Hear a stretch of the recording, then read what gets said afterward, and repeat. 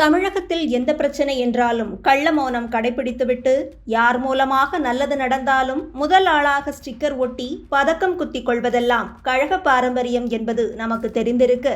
Tungsten சுரங்கத்தை விவசாயிகள் எதிர்த்து போராடிய போது அங்கு செல்லாத முதல்வர் தற்போது விழா கொண்டாடுவதற்கும் பதக்கம் குத்திக் கொள்வதற்கும் சென்றிருக்கிறார். அது மட்டுமல்லாமல் டங்ஸ்டன் சுரங்க விவகாரத்தை ஆரம்பம் முதலே சரியாக கையாள தெரியாமல் போராட்டம் வரை வந்த பிறகு மக்கள் மீது வழக்கு பதிவு செய்து பேரணிக்கு அனுமதி மறுத்து நாடகமாடிவிட்டு தற்போது சுரங்க திட்டம் ரத்து செய்யப்பட்டதும் மக்கள் மீது பதியப்பட்ட வழக்குகள் திரும்பப் பெறுவதாக அறிவிக்கப்பட்டுள்ளது. இப்படி மாற்றி மாற்றி அந்நியன் வேஷம் போடுவதெல்லாம் அரசியலில் உச்சகட்ட கோமாளித்தனம் என்கின்றன முக்கிய வட்டாரங்கள். இந்த லட்சணத்தில் குடியரசு தின விழாவை முன்னிட்டு ஆளுநர் அளித்த தேநீர் விருந்தை புறக்கணித்திருக்கும் தமிழக அரசு ஆளுநரின் தற்போதைய கருத்திற்கும் போர்க்கொடி தூக்கும் என்பதில் சந்தேகமில்லை. குடியரசு தின விழாவில் உரையாற்றிய ஆளுநர் திரு RN ரவி அவர்கள் முக்கியமான குறியீடுகளில் தமிழகத்தின் நிலை கவலைக்கிடமாக இருப்பதாக தெரிவித்திருக்கிறார். துரதிருஷ்டவசமாக நமது மாநிலம் சரிவு பாதையில் சென்று கொண்டிருக்கிறது எனவும் தமிழக பள்ளிகளில் மாணவர்களின் கற்றல் வெளிப்பாடு மிகவும் பின்தங்கிய நிலையில் இருப்பதாகவும் வருத்தம் தெரிவித்திருக்கிறார்.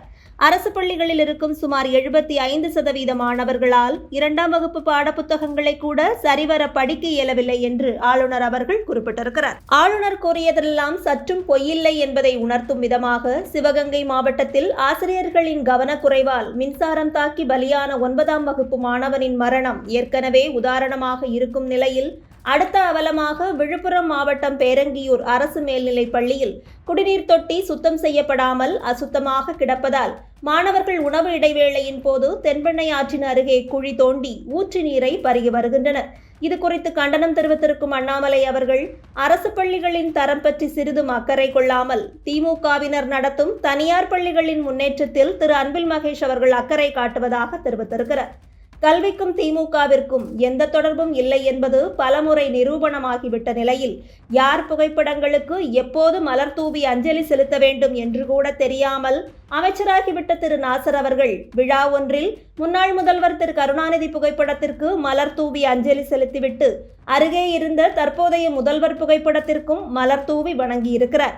ஒருவேளை முதல்வரை தெய்வமாக நினைத்து வணங்கினார் என்று முரட்டு ஊப்பிக்கள் முட்டுக் கொடுத்தாலும் பகுத்தறிவு பகலவர்களுக்கு தெய்வம் வழிபாடு எல்லாம் உண்டா என்பதே நமது கேள்வி.